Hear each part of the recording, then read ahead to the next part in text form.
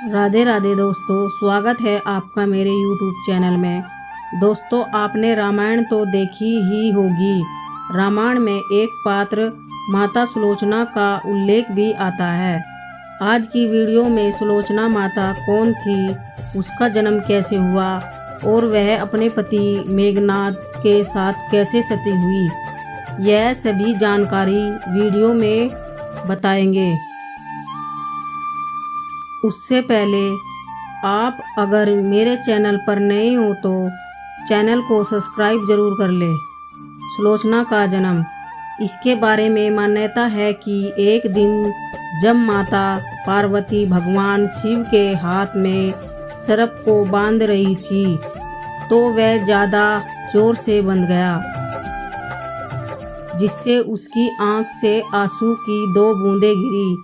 इन 2 बूंदों से 2 कन्याओं का जन्म हुआ, जिनका नाम सुनैना व सुलोचना पड़ा। इसमें से सुनैना का लालन पालन माता पार्वती की देखरेख में माता नर्मदा ने किया, जिसका विवाह राजा जनक से हो गया। तो वही सुलोचना का लालन पालन नागों के बीच हुआ, जिसका विवाह बाद में रावण पुत्र मेघनाद के साथ हुआ। सुलोचना को प्रमिला के नाम से भी जाना जाता है। रामायण में सुलोचना का ज़्यादा उल्लेख नहीं है। उसका मुख्य उल्लेख मेघनाद के अंतिम बार युद्ध में जाते समय वह उसके वध के पश्चात मिलता है। जब मेघनाद तीसरी बार श्री राम के भाई लक्ष्मण से युद्ध करने जा रहा था, तब वह अंतिम बार अपने माता पिता व सुलोचना से मिलने आया था। वह अपने पिता रावण को समझाने आया था कि श्री राम नारायण का अवतार है तथा अब उसे माता सीता को उन्हें लौटा देना चाहिए। लेकिन रावण से उसे युद्ध भूमि में जाकर युद्ध करने का आदेश दिया। यह सुनकर मेघनाद अंतिम बार युद्ध भूमि में जाने लगा तो उसकी माँ मंदोदरी ने उसे रोकने का प्रयास किया। वह विलाप करने लगी। अपनी माँ से मिलकर वह सुलोचना से मिलने में घबरा रहा था, क्योंकि उसे लग रहा था कि उसकी माँ की ही भांति उसकी पत्नी सुलोचना भी उसे रोकने का प्रयास करेगी। उसके आश्चर्य का तब ठिकाना नहीं रहा जब उसने सुलोचना को एक निर्भीक स्त्री की भांति खड़े देखा, जिसकी आंख में एक भी आंसू नहीं था। सुलोचना यह जानती थी कि आज उसकी अपने पति के साथ अंतिम भेंट है तथा इसके बाद उनका वध हो जाएगा। फिर भी उसकी आंख में एक भी आंसू नहीं था तथा ना ही मुख पर कोई डर। वह एक निडर महिला की भांति खड़ी थी, जिसे मेघनाद को युद्ध भूमि में वीरों की भांति युद्ध करने को कहा। यह देखकर मेघनाद को सुलोचना पर बहुत गर्व हुआ तथा वह तेज गति से युद्ध भूमि के लिए निकल पड़ा। सुलोचना कैसे सती हुई।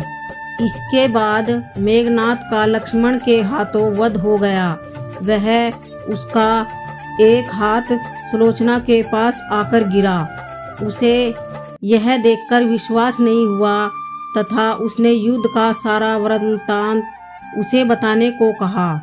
तब मेघनाद के कटे हुए हाथ ने सब लिखकर सुलोचना को युद्ध का सारा वृत्तांत सुना दिया। दूसरी ओर लंका में मेघनाद का शरीर बिना मस्तक के पहुंचा था। यह देखकर रावण मंदोदरी सब बुरी तरह विलाप कर रहे थे। सुलोचना ने अपने ससुर रावण से जाकर कहा कि वह अपने पति के शरीर के साथ सती होना चाहती है, लेकिन बिना मस्तक के वह सती नहीं हो सकती। रावण ने शत्रु से मेघनाद का सिर मांगने से मना कर दिया, लेकिन सुलोचना को वहां जाने की अनुमति दे दी।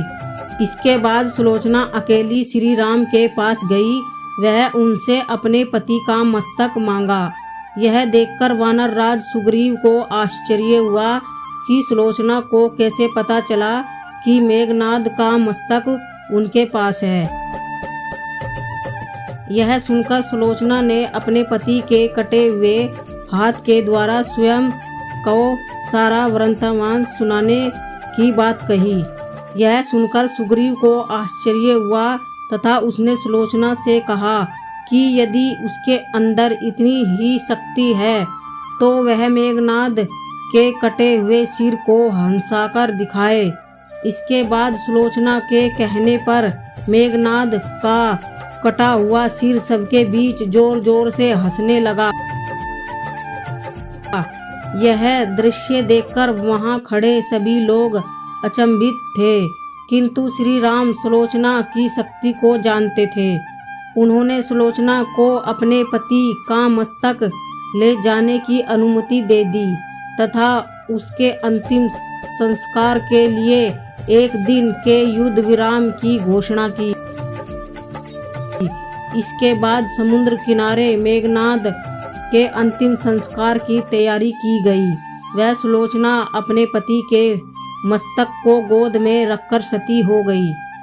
दोस्तों, आपको माता सती सुलोचना की सभी जानकारी कैसे लगी हमें कमेंट में लिखकर जरूर बताइए और अपने दोस्तों को शेयर भी करें। वीडियो को पूरा देखने के लिए धन्यवाद।